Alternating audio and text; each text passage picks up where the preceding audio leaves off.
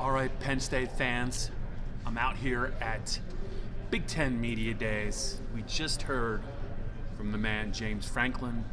What you can't see is if you look in an opposite direction like I am doing right now, he's going live on the set of the Big Ten Network talking about his Penn State Nittany Lions. James had a lot of things to say here. Penn State is the buzz team in the Big Ten in the preseason, based upon how they finished 13-3, based upon who they have coming back, based upon who Ohio State lost, based upon the fact that Oregon lost a lot and also has to come play Penn State in the whiteout game in late September at Beaver Stadium. But James did have a lot of things he wanted to say.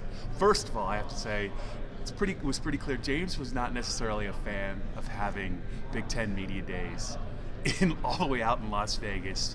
He said he had nothing wrong. There's nothing against Las Vegas, but he would like to see the Big Ten Media Days somewhere in a Big Ten city, whether it be Indianapolis or Chicago. He says the SEC's got it right. I think there was a scheduling conflict, and he didn't try and bash Las Vegas, but there's just not that many people out here. Joe Herman and I made it for PennLive.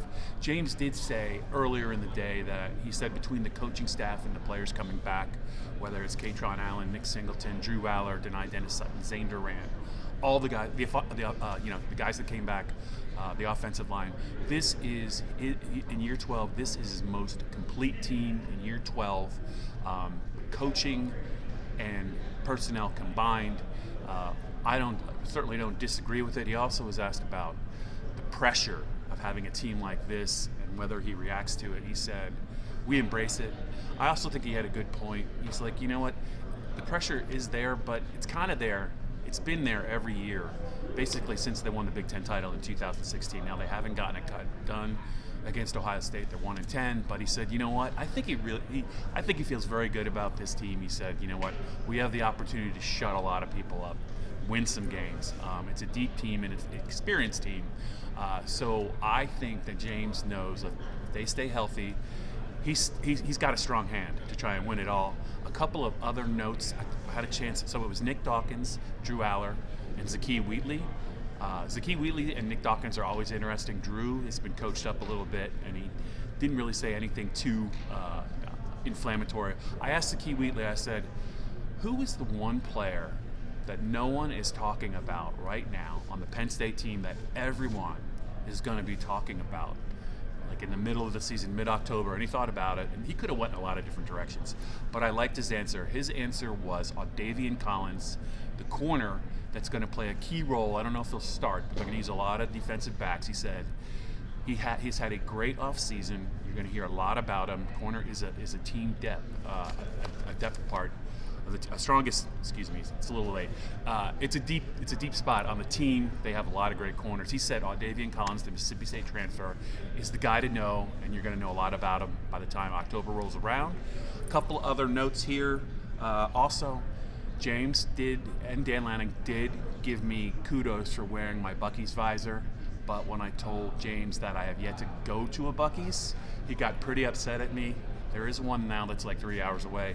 He said, if you don't go very soon, you can't really wear the visor anymore. I'm going to take him at his word. He's probably right. So that is on my list of to-do things maybe in the month of August. Finally, he was asked about playing Pitt, and that's something that Pat Narduzzi always brings up. And he went one way, and then he zigged one way, and then he zagged another. He said, yeah, I'm really ready to talk about, Pitt, maybe a stronger non-conference schedule, but we're comparing apples and oranges. Everyone's got to play the same amount of conference games.